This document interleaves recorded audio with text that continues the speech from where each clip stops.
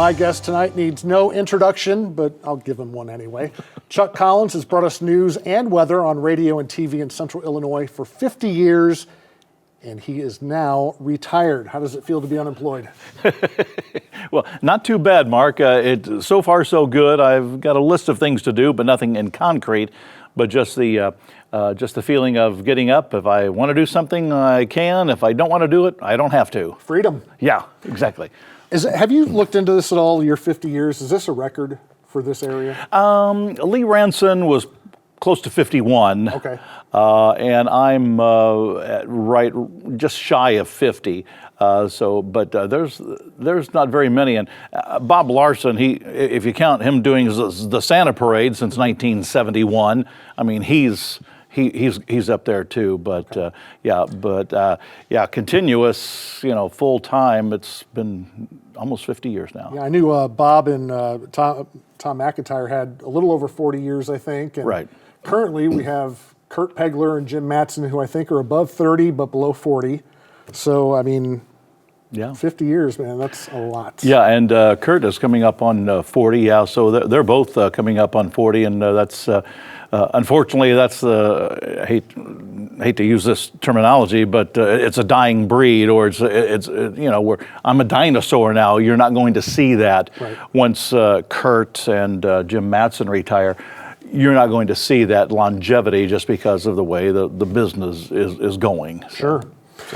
Well, let's talk about the business. As a young man growing up, what made you want to get into radio and TV? Yeah. I, like a lot of baby boomer kids, I think, but especially me, I found it fascinating. I had my transistor radio on at night, and I'd pull in stations from Cleveland, from Denver, because AM, transistor radio waves go farther at night. They bounce off the atmosphere, and I found that fascinating. I love that. And then I just loved radio and TV, and I think the biggest thing, my parents, they were the original channel surfers. We had 3 TV stations, and they wanted to see the weather over here with Hooley, weather with Rowley, weather with John Day, and of course they would tell me to go and change the channel, so I was the first remote of the family. But I got it from them because they were, even for them, they were the original channel surfers and loved local news and weather and the personalities, and radio too, because grew up with a handful of AM stations. FM was in its infancy when I was growing up, and they love radio too. So I got it from them because they love local radio and especially TV. What were you like as a kid? Were you outgoing? Were you just destined to be in this business? I think I was. I knew from an early age what I wanted to do, and I always wanted to be on Peoria radio and TV because I grew up watching Hooley, Rowley, John Day, Stretch Miller early in sports, and I knew all the personalities, so I became kind of a junkie. And when I got to high school, all my curriculum was geared towards speech and debate, so I had an idea from an early age what I wanted to do, and I've done just about everything except engineering. I'm no good at that. But I've done just about everything, and I ended up doing weather the longest because I was always fascinated by weather growing up as a kid. But I wasn't good in math or science, which doesn't make any sense. I was, and that's what meteorology is, math and science. So I had to catch up on that in later years when I went back to college for meteorology. But I always knew at an early age what I wanted to do, and I wanted to do it here. I've had opportunities to go elsewhere. I've had opportunities to be signed by talent agencies all across the country over the years, but I didn't want to do that. I wanted to stay here, especially when we started having a family. I didn't want to move my family all the way around, and I wanted to stay here. Well, the TV business is hard in that respect because you usually start off somewhere you don't want to be and then try and work your way up to a larger market, a nicer area, whatever. Right. And you decided to stay here. Now, I want to talk about your first TV job. Well, your first radio job was your first job in the business. Yeah. Was that your typical small town, awful pay, awful hours kind of job? Yeah, and just to show you how crazy it is, my first job I got paid was a weekend announcing job at a radio station in Sullivan, Illinois, between Mattoon and Decatur. And I went to Lakeland College of Mattoon, so I was familiar with it. But it was only a weekend gig. It wasn't full time. Well, during the first summer I was working there, I would drive from Peoria down to Sullivan, stay with friends, work the entire weekend, and I was pumping gas, in Peoria Monday through Friday. Would go down there for the weekend, and then come back Sunday night and start pumping gas Monday through Friday, do it all again. And it didn't turn out to be a full-time position, so my first full-time job, I was in Danville at WDAN radio, and then I got my first job in Peoria radio a few months after that. And that had to be exciting for you. Yeah, and that's all I wanted to do, and I wanted to make sure because, at that time, Peoria, before the Caterpillar loss of jobs and loss of population, we were a solid medium-sized television and radio market, and you just didn't start working in Peoria right out of college, either in radio and TV. So it took me a while to get get back up there. So I went to Sullivan, Danville, got my first job at 94.3, which is licensed to Chillicothe. It's now the Catholic station, I think, WCLL. And then I started changing jobs about every year, moving up to finally getting to WMBD and then eventually WEEK. And tell us about that transition from radio to TV, how that worked. I found it, the only difference I thought when you're in radio, you're basically running the controls. You're in charge of your own destiny. Well, when you're on TV, you just have a microphone and a camera, but there are people in the control room here controlling our destiny. They can make us look good, or they can make us look bad, or sound good or sound bad. So that was one of the, and I always wore headphones and I didn't get to hear myself, so that was one thing. But it came naturally for me because I was on radio 10 years before I stood in front of a camera, because I really wasn't that interested in TV. But I went to WMBD in 1986, and I was working mainly for the AM, WMBD AM. I was doing news. I was a news anchor. And then I got a chance to do weather part-time across the hall on the TV side, and I got bitten by the bug there. So I really never was that interested in TV because I had long hair, I had a beard, my hair was down to my shoulders, didn't have to dress up. But then once I got in front of the camera and got in front of the green wall, and I got bitten by the bug. And why did you decide to go the weather route as opposed to just staying? Because you could have done news on TV easily. Yeah. Why did you decide to go with weather? Well, I always loved weather, and one of the I don't want to say fun, but when we had severe weather in the 80s and 90s before social media, severe weather coverage on radio was so exciting because people would call in and tell us what they see. You didn't have post on social media to say somebody saw a tornado here, So we'd have full coverage with radio, and I loved the radio weather aspect of it and severe weather on radio. And then like I said, the news director at the time, Dwayne Wallace, asked me, I've got a Sunday night opening for weather, late show. It's only one show.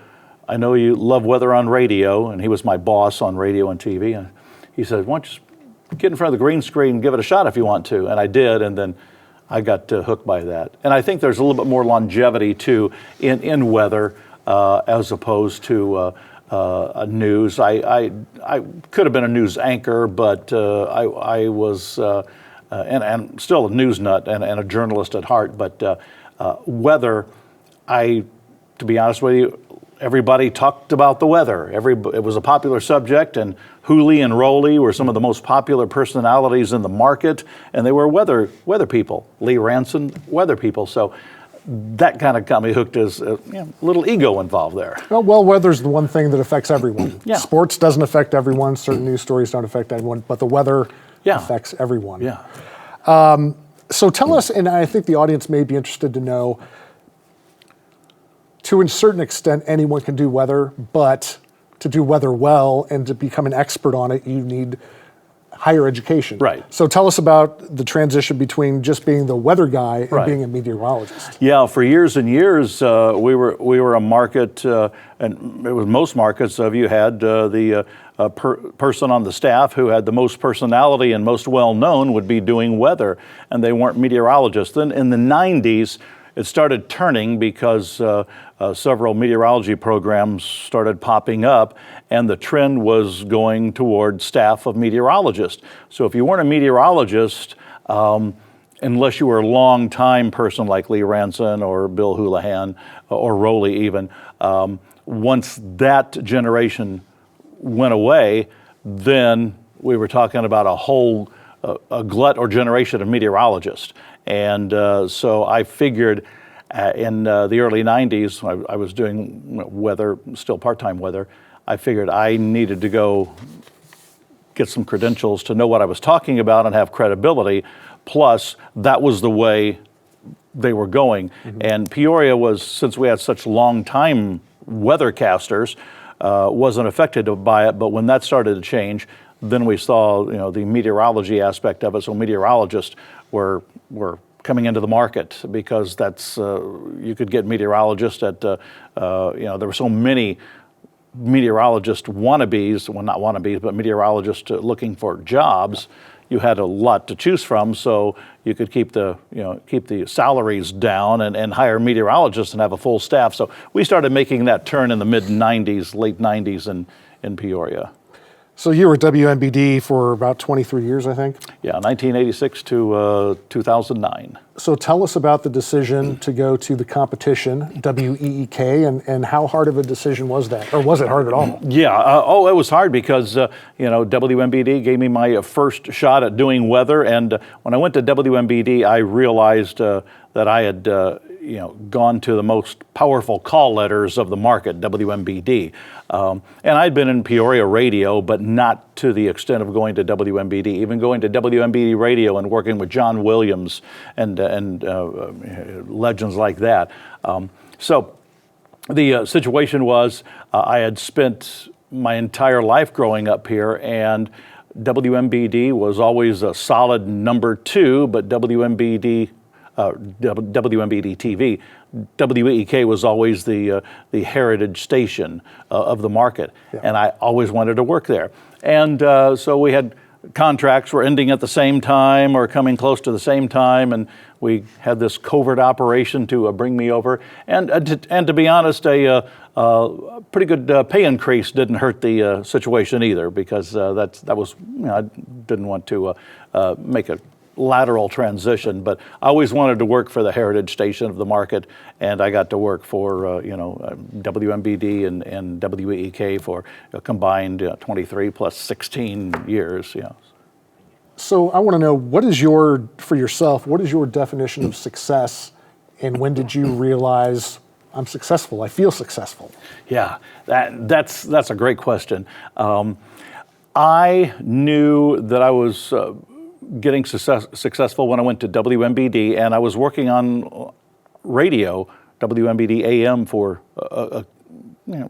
2 years solid before I started getting into weather. Now I did both for a while, but in the early 90s, I was doing news, anchoring morning news on WMBD with John Williams, and that was during the early 90s Caterpillar conflict, when workers were locked out, and it pitted families versus families, very ugly.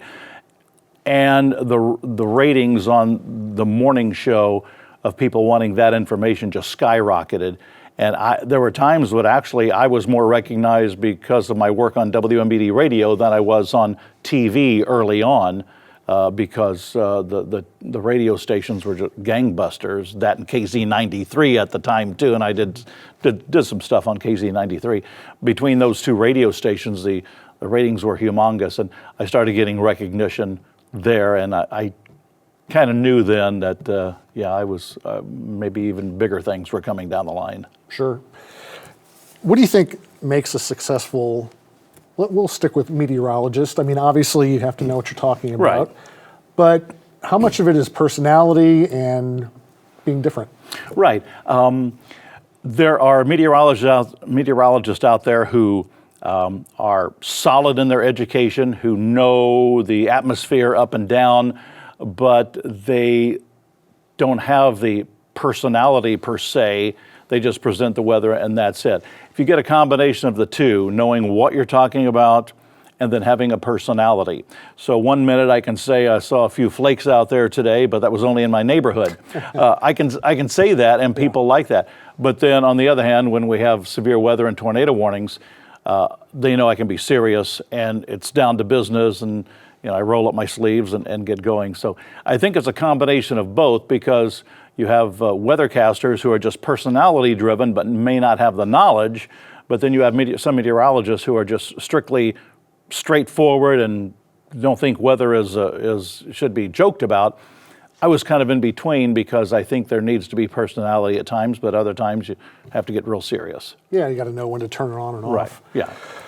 I want to find out from you. I know advances in technology have been incredible over from when you started until now, but just the state of the business, how has that changed in 50 years? It's everything. Technology, ownership, FCC rules and regulations. I mean, we used to have 3 local owners of 3 TV stations. We had 3 local owners of the top 3 or 4 radio stations. Now we're pretty much corporately owned. I mean, I remember a time I was on my first Channel 47 auction in 1979. It went on 2 weeks at Exposition Gardens, and we had a chalkboard to write down the items and the bids. And look where we've come since then, even this television station and the set we're on. So it's been a remarkable transition. Technology, yeah, obviously, but even as ownership and things like that, I'm not saying it's a good or a bad thing, but our WEEK has 106 stations in its group, and Nexstar, which owns WMBD, has more than that. Yeah. And that's where we are. We're in a corporate situation. So I miss the local ownership, because it feels like there is a little bit more being invested in the community. Well, and it seems like you could actually make a career out of staying in Peoria. When I was going through some of the video that we're showing right now of some of the good old days, yeah. I look at the newsroom and I'm like, wow, it's full of adults. Yeah. People in their 30s, their 40s on up, and now it's mostly kids. But I think that's part of the negative aspect of having a big ownership group, is that right. They have all these stations, they have to populate them, they have to sell a certain amount of advertising, and so they're only going to pay right. people a certain amount of money. Right, and all of them have salary ceilings. So once again, if you have a producer or even anchors or reporters come in, they're only here for a couple of years because they've reached the ceiling of the salary ceiling. I tell people, it's like, for me, a teacher. Yeah, I started out. It was tough starting out, no doubt about it. But I achieved tenure. I was allowed to achieve tenure and made a good living. But now, because of the setup, you're not allowed to even reach that much tenure anymore. Yeah. So that's why there's just a ceiling over everything. We've got a lot of kids here in Central Illinois, maybe going to ICC, Bradley, ISU, that want to do what you and I do. What kind of advice would you give them? What have you learned over all of your time here in the business? Yeah, and they have such an advantage of showing their work because of social media, YouTube and Facebook and everything else. When I would be looking for a job, I had to wait for Thursdays for Broadcasting Magazine to come to the Peoria Public Library. I had to go look to see the job ads, send out a resume. Well, now that's instant, so that's a big advantage. Plus, you can put your work out there. We don't get resume tapes anymore. We get links to their video work. So that's a great thing. So do anything you can. I mean, if you get a chance to sweep the floor at the radio station or TV station, do it. Get inside the door. That's my biggest thing. If you have an internship possibility, go for it, because strange things have happened. Interns have gotten hired because of somebody leaving right away, or 2 or 3 people leaving at the same time. So just do everything you can to get your foot in the door, and it's a lot easier to get your stuff out there. Just make sure your stuff is good stuff, and put it out there. And so that's a big advantage, I think. It's still competitive. I mean, the beginning salary for a reporter in Peoria is not much over $20. So if you're a family person, that might be a little bit tough. So we're not you're not making a lot of money at the beginning, and that was the first thing I was told at Lakeland College in Mattoon. Our instructor His name was Ken Bino, and he said, here's what you're going to make when you graduate here, because you're not going to go to Chicago right away. You're not going to go to even Peoria. You're going to a small local radio station. Here's what you're going to make in a couple of years when you get out. 3 or 4 people didn't come back to class after that day because of that. So it's still, the salaries aren't exorbitant at the local level, but if you continue to grow and get some tenure. Sure.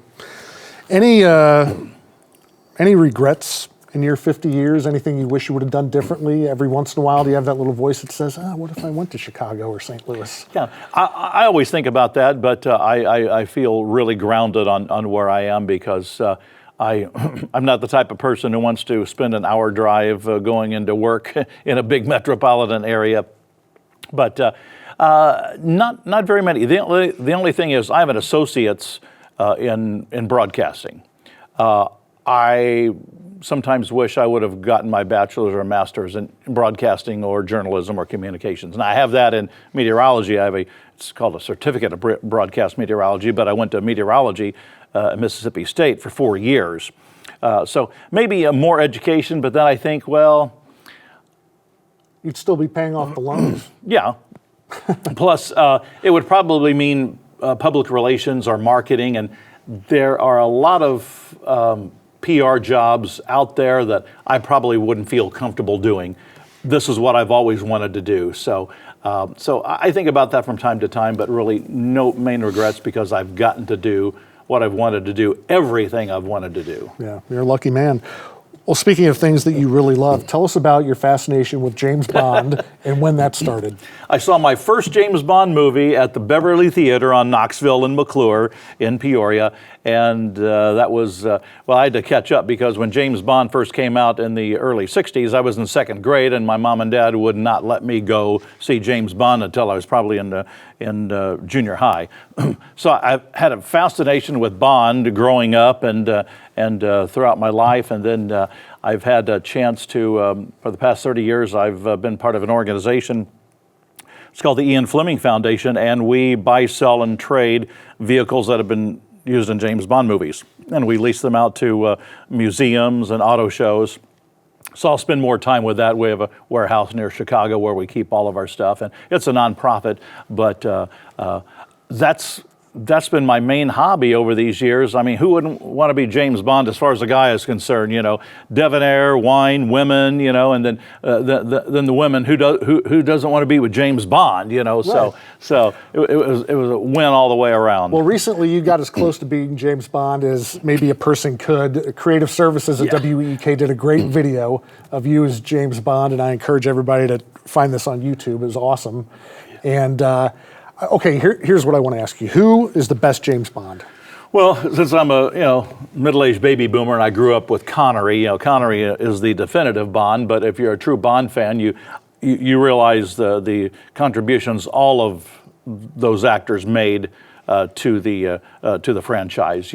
Roger Moore rescued the franchise after Connery quit the second time, and then Pierce Brosnan reinvigorated the franchise after a several-year absence from the screen. So all of them had and then Daniel Craig did another reboot of it. So all of them did a great job. But Connery is mine; he's definitive. Who do you think should be the next Bond? Have you thought about that? I haven't, because I have, but the folks at Amazon, which now control James Bond and the casting. I like Henry Cavill myself, but he played Superman, and usually the producers of James Bond don't want their character playing a superhero and taking over James Bond. So a lot of names out there, but we're still probably another year away from naming a new Bond, and probably another 3 years away from another movie, because, as I mentioned, Amazon just took over creative control, and now they have a director and they have screenwriters, and so it's coming together. But who I want has never really been never been a concern of the producers. Never asked you. Yeah. We don't have much time left, but I want to ask you. You were born Charlie Early. Yeah. Is there a difference between Charlie Early and Chuck Collins? Yeah. It's like all of us, just like you have a television personality and you have a personality at home. I grew up as Charlie in Marquette Heights. I hated Chuck. I never liked to be called Chuck. Well, at a program director in 1984, I was wanting a job at WXCL, WKQA. His name was Lee Malcolm. He's still around. He says, I don't like your name. You changed your name, you got the job. He goes, I like Chuck. It's short and to the point. There was a Phil Collins song on the air in the office at the time. He says, Chuck Collins, change your name to Chuck Collins, you got the job. Well, I needed the job, and that was 1984. So I went almost 10 years using my real name. So. Well, it turned out pretty well for you. Well, I've been blessed, Yeah, really well, have. I'm glad I've gotten to know you over my almost 20 years here in town, and you've gotten us through a lot of bad weather incidents, and we appreciate that, plus your sense of humor. Well, I kind of like to balance everything out, and I just hope, I know there are a few people out there that may not like me, but hey, it's very few. Most people have been great, and the public has been great. As long as 51% like you, you're fine. Yeah, exactly. That's all that matters. All right, my friend. Thanks for Mark. talking with us. I appreciate it. Yep. We'll talk again soon. Thank you for joining us. You can see this story again at WTVP.org. Share it with your friends and family on social media. Speaking of social media, check us out on Facebook and Instagram anytime. Have a good night.